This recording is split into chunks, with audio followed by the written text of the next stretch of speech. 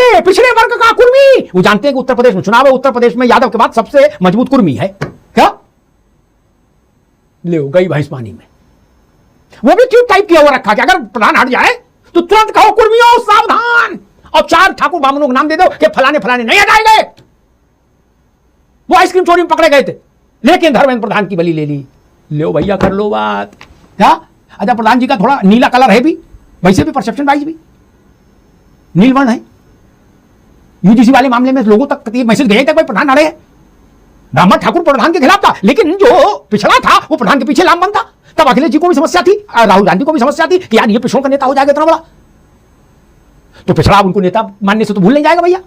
वो कहता ये आदमी इसने है पूरे ब्राह्मण ठाकुर बनिया कास्टों से मोर्चा लिया, यूजीसी में ऐसा विचित्र नियम लागू कर दिया कि पूरे संघ परिवार का गले में सांस रुक गई। ये आदमी जोरदार है। और तब नहीं हटे यादव जी, धर्मेंद्र प्रधान, तो अब हट जाएंगे काकरोच। नमस्कार दोस्तों, स्वागत है आपका प्राइम डिबेट और अमिताभ अग्निहोत्री जी की बहुत ही जबरदस्त और बहुत ही धमाकेदार डिबेट वीडियो में। जब तक ये वीडियो में एडिट कर रहा था तब तक धर्मेंद्र प्रधान जी का इस्तीफा नहीं हुआ था, लेकिन जैसे ही मैं देखा थोड़ी देर पहले ही और शूट करने से पहले ही कि उनका इस्तीफा हो गया है। तो दोस्तों, इस डिबेट में अमिताभ अग्निहोत्री जी ने धर्मेंद्र प्रधान जी पे ही ज़्यादा फोकस किया कि क्यों धर्मेंद्र प्रधान जी को टारगेट में लिया जा रहा है। और दूसरी बात, ये जो आज शिक्षा नीति की बात कर रहे हैं ना, कांग्रेस समाजवादी पार्टी, इनके राज में कैसी शिक्षा नीति होती थी, अमिताभ अग्निहोत्री जी ने उसका कच्चा चिटा खोला है अपने अंदाज में। वो आप देखोगे, बहुत मजा आ जाएगा। और बाकी रही धर्मेंद्र प्रधान जी की बात, तो अमिताभ अग्निहोत्री जी के मुंह से सुन लीजिए कि क्या चाल चली जा रही है इन विपक्षी पार्टियों द्वारा। इंटरेस्टिंग डिबेट वीडियो है, पूरा देखोगे आपको आनंद भरपूर आएगा। चलिए शुरू करते हैं डिबेट वीडियो। Let's start. ये टीवी वाले भाई, कैमरा ईश्वर कर दो तुम। बांगचुक साहब की पत्नी ने सुबह ब्रह्म मुहूर्त में कहा कि राहुल गांधी ने वहां प्रधानमंत्री निवास जाके ड्रामा किया, जाना चाहिए था, जंतर मंतर पहुंच गए वहां। जब कांग्रेसियों ने सुना तो उनने कहा भाई अब इनका भी सम्मान समारोह करो। उनने कहा बांगचुक कोई नहीं है। बांगचुक क्या होते हैं? आंदोलन का चेहरा नहीं है बांगचुक। आंदोलन चलेगा, आंदोलन छात्रों का है। बांगचुक की हालत तेज पत्ते जैसी कर दी है। मटर पनीर की सब्जी में डाला, जब सब्जी बन गई तेज पत्ता उठा के पनारे में नहीं। अब बांगचुक सोच रहे कि अब 26 दिन बिना कुछ ग्रहण किए प्राण दिए, अब ये कांग्रेसी हमारा अपमान समारोह कर रहे हैं। और अब तो ये काकरोच वाले भी कह रहे हैं कि भाई बांगचुक बांगचुक कुछ नहीं ना। अब ये आंदोलन राष्ट्र का हो गया, नो बांगचुक। मतलब उनका अध्याय पूरा हो लिया। इमरान मसूद ने कहा कि वो तो भाजपा ने का आदमी है बांगचुक, उस भाजपा ने उसको सेट किया। कल तक वो बांगचुक जी थे, अब बांगचुक हो गए। कल हम आप बात करें तो बंगचुआ ना हो जाए कहीं। एटा एटा बाप बरेली बंगचुआ इधर ससुर, ससुर का नाती बोलते हैं ना, कैसा हो जाए बंगचुआ इधर। माया तेरे 3 नाम परसू परसा परशुराम। राज शर्मा जी, ऐसे दिन भी देखने 26 दिन निराहार रहा आदमी। नहीं दादा जी देखिए, पहली बात तो मैं क्लियर कर दूं, कोई भी एजेंडा जो कोई भी ये जो हड़तालें और अनशन चलते हैं नॉन पॉलिटिकल नहीं होते। कांग्रेस जनता पार्टी उनका नाम है, पार्टी है, पॉलिटिकल है। नेतृत्व तो देखिए, किसी भी अनशन का, किसी भी आंदोलन का नेतृत्व तो पॉलिटिकल पार्टी ही करेगी, तभी सक्सेस होगा भाई। ये तो मेरी सोच है। दूसरी सोच एक और बता दूं, हालांकि मैं आपसे ज्यादा कभी ना हो सकता हूं, ना होना चाहता हूं। अब एक और बात बता दूं, ये तो सोनम जी का ही वो चल रहा है कि इन्हें लद्दाख में शायद कोई सक्सेना है, मैं पूरा नाम उनका भूल रहा हूं, कि लद्दाख में जो लेफ्टिनेंट गवर्नर है उन्होंने ही, वो कौन है ये अभिजीत दीपके, इनको और उनको मिलवाया। मुझे तो आज मैंने कहीं देखा कि जिससे वो दिल्ली उतरा अमेरिका, जहां से, तो उस दिन सोनम साहब भी आए थे। ये तो सब कह रहे हैं, उनका बयान है खुद ही कि मिलवाया था। बांगचुक ने कहा कि एलजी ने मुझे ये इंडिकेशन दिया था कि आप इससे दूर रहना, ये जो दीपके है, अभिजीत दीपके। क्या अब हो सकता है मैं यहाँ कहूं, मैं आपसे ज्यादा बहस नहीं करूंगा, मगर मैंने जो सुना, मैंने जो देखा, मैंने जो बातें की, उसमें ये हुआ कि ये तो मिले हुए हैं। फिर एक और बात है, जैसे मैं ज्यादा नहीं जाता, वो बुजुर्ग आदमी है, ये अच्छा भी नहीं लगता कि एक गलती के लिए 100 अच्छाइयां भूल जाओ। और बस मैं इतनी सी बात कहना चाहता हूं कि ये लड़ाई नीट के पेपर की नहीं है कि खाली नीट का ही, नीट तो हो गया, अब ये सिस्टम की है। एजुकेशन सिस्टम वाकई खराब है, वाकई खराब है। मैं बता रहा हूं, मैं एजुकेशन सिस्टम को बहुत अच्छे से जानता हूं। हम 5 भाई हैं, 5 की बीवियां केंद्रीय विद्यालय में टीचर। मैं एजुकेशन के अंदर घुसा हुआ इंसान हूं, सीबीएसई इनमें घुसा हुआ इंसान हूं। मैं जानता हूं कि एजुकेशन कितना गंदा भारतीय जनता पार्टी के होते हुए हो गया। अब आपने एक बात कही थी धर्मेंद्र प्रधान, अब मैं नहीं चाहता, मैं आपसे ज्यादा नहीं जानता, लेकिन अच्छा, क्या धर्मेंद्र प्रधान इतनी जरूरी है? ऐसी क्या प्रधानमंत्री जी की मजबूरी है? राज भाई ने कहा कि हम इतना सीबीएसई में और सब में घुसे हुए हैं शिक्षा में, ठीक है, उनकी बात का सम्मान है, लेकिन हमारे साथ मुश्किल हमने मोदी के समय की भी शिक्षा देखी और हमने कांग्रेस की हुकूमत के समय की भी शिक्षा देखी, मुलायम सिंह की शिक्षा भी देखी, कल्याण सिंह की भी देखी और देश में भी देखी। पहले शिक्षा जेब में थी। शिक्षा माफिया शब्द कहां से आया, किसके राज में आया? शिक्षा में भी माफिया आ गए। पहले खनन माफिया थे ससुर, फिर शिक्षा माफिया हो गए हैं। कहां से आए? बिहार वाले यादव जी, लालू के पुरखे, लालू तो बहुत बाद में जमीन पर आए, वो कांग्रेसी थे, वो पहले शिक्षा माफिया, वो बिहार के पहले शिक्षा माफिया होने गौरव उनको मिला। अब तो ये अपार वगैरह भरवाना पड़ता है हर बच्चे को, 16 अंकों का, कितने अंकों का एक यूनिक नंबर है देश में। अन्यथा तो टीसी फीसी तो ऐसे, मतलब अशोक यादव बाबू को घर बुलवा लेते थे, वो पूरी टीसी की किताब दे जाता था दस्तखत की, बोल भैया चार्ज इसकी काटते रहो। गलत कह रहा हूं क्या? क्या था शिक्षा? हमने ऐसे दृश्य देखे इसी देश में। लाल बहादुर शास्त्री उच्चतर माध्यमिक विद्यालय, नाम हमेशा देशभक्तों के ऊपर रहे, विद्यालय नकल वाले विद्यालयों के। कभी ऐसा नहीं हुआ कि अशोक यादव विद्यालय, अमिताभ अग्निहोत्री विद्यालय, ना। बाल गंगाधर तिलक, महात्मा गांधी, क्या? मैं गया, मैंने कहा देख लूं, तब पत्रकार नहीं था। सोच लो कितनी पुरानी बात है अशोक जी, तब मैं पत्रकार नहीं था। तो चारों तरफ, अब सुनी लो, चारों तरफ खाई खुदी। राजभवन का शिक्षा का क्या स्तर कर दिया, मन खराब होता। मन खराब ना करो, पहली वाला आप देख लेते तो आप फांसी लगा लेते। हमारे वहां रोके भी नहीं रुकते ना, कहते नहीं अब मैं प्राण त्याग दूंगा। तो पटरा डाला उन लोगों ने, जब देखा तो फिर हम लोग मोटरसाइकिल ले गए, वरना तो वो 6 फुट की खाई थी, उसमें पानी भरा था, जा ही नहीं सकते। तो अंदर गए तो जो प्रबंधक थे वो मूछे ऊंचे बिल्कुल राज भाई जैसी वो भी रखे थे अपना, और एक मुंशी चल रहा था, रजिस्टर लिया, और 2 लड़के वो जो खाद वाली बोरी लिए थे, क्या, और 2 गनर साथ में राइफल वाले। हाँ भाई क्या नाम है? बोले अशोक यादव। बोले तेरा तो 3000 रुपए वाला पैकेज लिखा है, तू यहाँ कैसे बैठ गया? अच्छा, मुझे लगा साले ये क्या बवाल है। मैं तो अपनी जानकारी बढ़ाने आया था कि देश में क्या चल रहा है। दूसरे में गए तो पैकेज बांट रखे थे, 1000 रुपया दोगे तो अपनी किताब से अपनी बुद्धिमानी से नकल करो, अच्छा लिखो चाहे बुरा लिखो।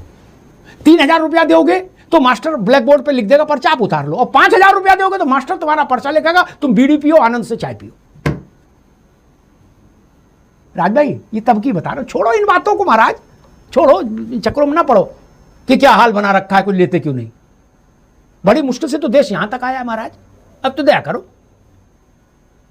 हमारे जिस इलाके से, उत्तर प्रदेश का जिस इलाके से मैं हूं और जिस इलाके से अशोक यादव है, वहां कोई राजनेता ऐसा बचा जिसने 2-4 स्कूल नहीं खोल दिए, ऐसे जो केवल सेंटर बनते हैं, बाकी उनमें कोई काम नहीं होता।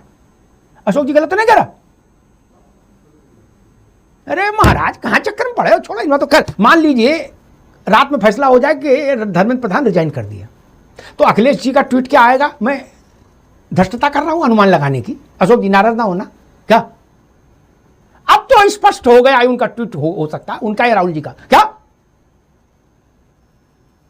कैबिनेट सामूहिक जिम्मेदारी से चलती, अंतिम जिम्मेदारी किसकी थी? प्रधान नहीं, प्रधान जी का इस्तीफा चाहिए, जय श्री राम। क्या अगला ट्वीट ये होगा? बौरा समझ रहे हो उनको? राज भाई भी मुस्कुरा रहे कि लिख के तो हमने, हमारे भाई ने भी रखा है, राहुल जी ने बटन दबाना, इधर इस्तीफा, उधर हम ठोंकने कट से। बौरा समझ रहे हैं उनको? आपकी मंशा तो तब समझ में आ गई। ये बात भाजपा वालों को कहनी चाहिए थी, लेकिन ये भी इस वक्त इतना दबाव में है कि आदमी जब फंस जाता है तो उसको जो कुछ याद आता होता वो भी भूल जाता हमारे डर के, कि ससुर कहाँ बवाल फंस गए। वरना इनको बोलना चाहिए था। जब नीट में पेपर आउट हुए तो आपने कलेश किया, करना चाहिए था। जब साफ सुथरा नीट और भारत के इतिहास में सबसे कम समय में रिजल्ट जारी कर दिया, हर बच्चा खुश, कहीं कोई शिकायत नहीं आई, तो आप लोग कोई नहीं बोले। तब आप क्या बोले? क्या बोले? नीट की दोबारा परीक्षा कराने का मतलब सरकार ने मान लिया था कि पहले पेपर आउट हुआ था। जय श्री राम। लो, तारीफ करने की बजाय। इसलिए धर्मेंद्र प्रधान का इस्तीफा रुका है, जान लो, क्योंकि उनको भी पता लग गया जो आपने ट्वीट इसमें सेव कर रखा है ड्राफ्ट में, क्या बटन दबाना है कि प्रधान नहीं, प्रधान जी का इस्तीफा चाहिए। वो भी घी में चुपड़ के रोटी खा रहे हैं भैया, कोई घास की रोटी खा रहे हैं। सारी लड़ाई इस पे है कि खोल दे गेट, बोले नहीं खोलेंगे। और गेट है धर्मेंद्र प्रधान, खुल गए तो सब तहस नहस हो जाएगा, नहीं खुले तो आंदोलन नहीं चलेगा। कब तक चलेगा? मतलब मेरे ख्याल से सबसे लंबा किसान आंदोलन नहीं चला। बीजेपी को राजनीतिक रूप से उससे भी कोई नुकसान नहीं हुआ, बल्कि फायदे हुआ। भैया हमको पता है कि आप सत्ता में से जाना नहीं चाहते हो, चाहे आपको छात्रों की आंख खोलनी पड़े पैलेट गन चला करके, चाहे छात्रों को पीछे डंडा घुसाना पड़े छात्र छात्राओं के, चाहे जो भी करना पड़े, आप सबको कर्म करोगे, लेकिन कुर्सी नहीं छोड़ोगे, कुर्सी नहीं छोड़ोगे। लेकिन कुर्सी किसी की बैनामा नहीं होती, रईसी नहीं होती है। तो कुर्सी जो जनता देती है वही जनता कुर्सी छीन लेती है। धर्मेंद्र प्रधान न इस्तीफा दें, मोदी सरकार न उसे इस्तीफा दे, लेकिन हमारे देश का जो भविष्य है वो सड़कों पर आ चुका है। और सिर्फ जंतर मंतर की बात नहीं है, अभी एक गांव गिराव में भी ये आंदोलन चल रहा है, उसके दिल में चल रहा है, उसके मन में चल रहा है, ठीक और मौका तलाश रहा है। ठीक है अशोक भाई, धर्मेंद्र प्रधान के इस्तीफे से ये हो जाएगा कि अखिलेश जी के हैंडल से, ये समाजवादी पार्टी के हैंडल से एक ट्वीट आएगा, पीडीए का सर कलम कर दिया गया, नॉन पीडीए वाले मलाई खा रहे हैं। क्या कुर्मी का इस्तीफा हो गया, लो इधर कुआं उधर खाई, एक समस्या। अच्छा अखिलेश जी ने करेंगे तो उनसे अखिलेश प्रसाद से करा देंगे, अवधेश प्रसाद वो जो कहाँ को क्या नाम है, फैजाबाद वाले, ऐसे बहुत सारे लोग हैं। पीडीए पिछड़े वर्ग का कुर्मी, वो जानते हैं कि उत्तर प्रदेश में चुनाव है, उत्तर प्रदेश में यादव के बाद सबसे मजबूत कुर्मी है। क्या